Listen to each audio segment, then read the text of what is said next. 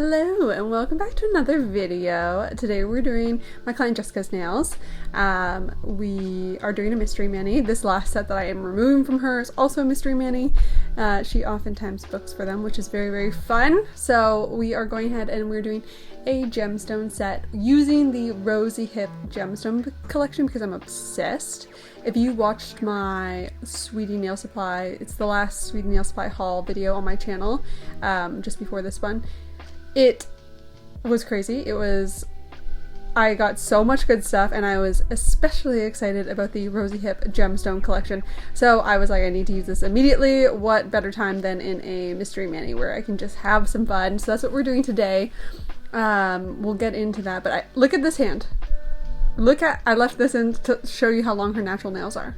Isn't that crazy? I mean, aside from that little one, but that one broke.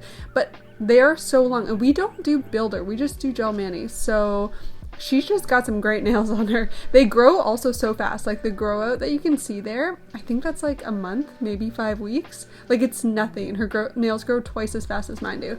Yeah, so we're just getting into the prep. We removed the last set. Then we push back the cuticles. Now I'm just using this little bit from Erica's ATA. I'll have that link down below to get up under the eponychium. Why am I forgetting if that's how you pronounce that word?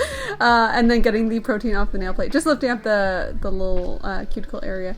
Getting any of that dried skin off as well before we go in with the cuticle nippers and nip anything off that needs to be nipped off. We don't nip live skin, we just nip the dead stuff, the dry stuff. But yeah, going in and just getting that all ready. This cuticle bit, I featured this recently on Substack in my cuticle bit post. If you haven't checked out my Substack, I have that linked in the description. I'm having such a great time. I actually just did a post about my journey, how I became a nail tech, and it was an accident. I didn't intend to become a nail tech. So the full story is over there if you want to give that a read. I love Substack. And if there's anything, if you're subscribed, if you're not, if there's anything you want me to write about on my Substack, let me know, because I'm always looking for ideas. Also, I'm doing like, so there's the Substack feature is there's paid and unpaid. For my paid subscribers, I'm definitely wanting to do some exclusive content. So even if that's like video content, if there's a tutorial you want me to do, let me know, because I'll do that over there. I'll do that just for you over there. But I'm just going in and I took down a bit of Jessica's length. We're doing this hand still a bit longer than the other hand. And this time I usually go in, she likes a bit more of a rounded shape, but I'm going in a bit more tapered this time. She said I could do whatever I wanted in terms of shape, and I thought with this design that would look really nice. So I'm going in, doing like a little soft almond situation. But yeah, her natural nails, they blow me away. We are going to pop an extension on that one index finger though, because she did want that to match the hand. So we'll get to that eventually. I feel like I'm just rambling in this video so far. I feel like I haven't done a voiceover in a while, so I have a lot to say. Lots of you, if you watch my vlogs, you'll know I am moving soon, and it's like in 2 weeks basically. My mom's like, have you started packing? I was like, no. She's like, you need to do that. So she brought me over some Tupperware bins last night so I can start getting on that, which I feel like I need to start like immediately. Like I'm like, once I finish this voiceover, I need to start packing. I don't know what to pack first though.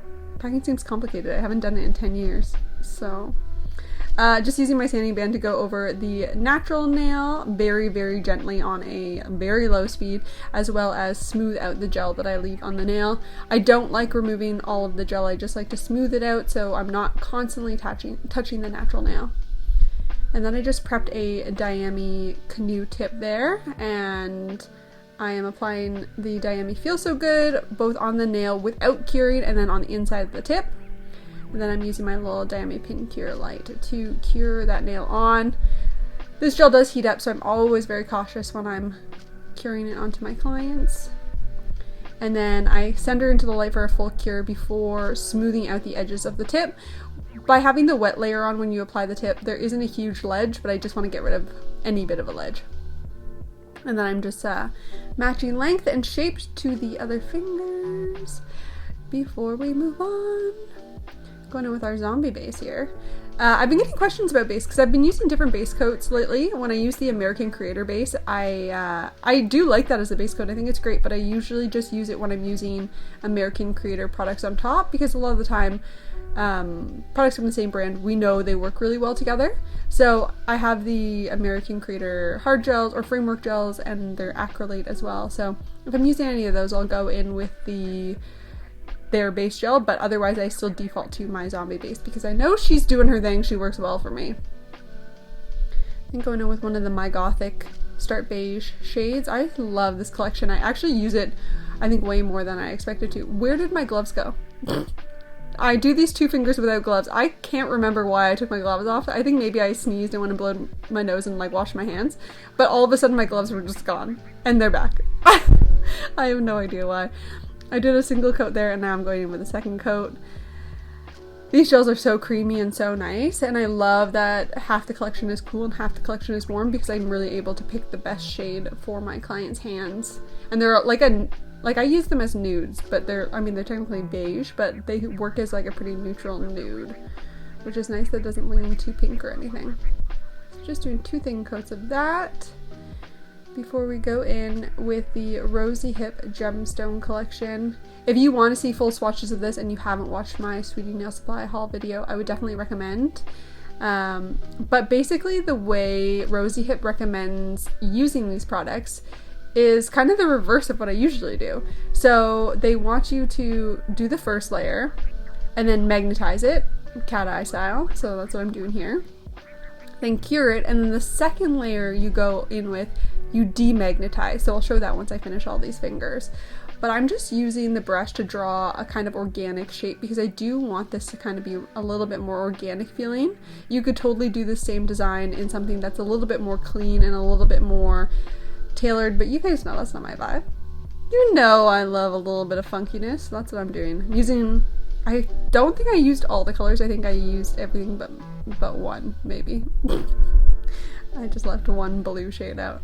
But yeah, so just going in, doing that, sending that hand in for a full cure before I move on to this next part. So this is where I'm going to be demagnetizing. I'm doing a thin layer over top and demagnetizing. And that just gives a lot of depth to the set. It makes it have more of a jelly feel and makes it feel more truly gemstone. The other way is beautiful. You could totally still do this. Do like the original cat eye gel, like typical kind of way, but doing it this way, the way that Rozyhip suggests, by demagnetizing the second layer, I don't even know how to explain it. It gives it like this glass, like really depthy, truly gemstone look. So if you plan on picking up this collection, I definitely recommend giving it a try the way they suggest to really get that really cool effect, because it's unlike anything I've used before. Now after popping that in for a cure, I'm using my Jinbei Crazy Top Thick to create the little like 3D blobs on top of the gemstones, because I want them to feel quite gemmy. Like I wanted it to be, I don't know, more 3D than just the cat eye made it look. So I'm just creating these blobs. Again, you want to be careful when you're flash curing that you don't cause heat spikes for your clients, so I'm moving my light pretty quickly, and I always tell my clients, let me know if you feel anything. Some do, some don't. I always yell at them if I can tell that their fingers are on fire and they haven't told me. Then after those have been fully cured, I'm going in with, this is the Gel Bottles All-in-One Clear Builder, and I'm using this because I'm going to be using chrome. For isolated chrome, basically. But use your product that you like best for doing isolated chrome. I know everyone has their favorite. This is a bottle I'm just working through, and I know it works well for me, but I know there are some great like matte coats that do something similar. So I'm applying a layer to each one of the nails, and then I'm going to pop that in for a really, really good cure, and then give it a very, very thorough wipe down. You want to get into all the nooks and crannies. You want to wipe this down. I do it until they squeak. Sometimes I'll go in and I'll wipe them down twice until I'm very satisfied, because that's what's the key to making chrome not stick. Now I'm using my Cocoist Accessory Bond in black, and this is my preferred product for most isolated chrome situations. It is less self-leveling than, say, like a regular paint. So I would, sorry, there's just a weird noise. Is it coming from my window? Anyways, so I would keep that in mind, because with the look that I'm going for, more of an organic feel, I like that it's not going to self-level and be perfectly smooth. I like the added texture. But if you wanted something more smooth, then you could go in with something like the Crazy Top Thick from Jinbei, and that would definitely be a lot more smooth, but it is more self-leveling, so you do have to work a little bit more quickly. Something to keep in mind. But this product is one of my favorite products of all time, to be honest. I use it, this is my second jar. I went through the first one so quickly because I ended up using it so much as soon as I got it, and I definitely need to restock very soon. So just going ahead and doing all those, popping the hand in for a 60-second cure, and then grabbing some of my silver chrome. This is Diana from Magpie, and just going over all of the areas where I just applied that black cocoa mist, and then using a triangle sponge to just wipe that away, any excess, while also wiping the chrome in a little bit more. And then I've just got a bit of alcohol on a non-wipe here, and I'm just going around the edges, just making sure that there wasn't any, chrome stuck in the cuticle area, anything like that. And then you always want to follow your free edges when you're using chrome. Obviously there's no chrome on the free edge, but I'm just being cautious before I top coat, and then dust that away. And then I'm going in with my Zombie Top. This one is my bottle that I saved for chrome specific nails. I always mark my bottles so I know which one I've used with chrome, because there will be little chrome particles inside the bottle, and you don't want to cross contaminate. So I'm doing one nail at a time to make sure that the top coat stays where I want it to, and flash curing, or I guess it's ends up almost being a full cure along the way. And here we have it. Here is the finished set. So simple, so easy to do, but so cool. How amazing are these? Let me know what you guys think down below. Let me know if you picked up this collection, and I will catch you in the next video.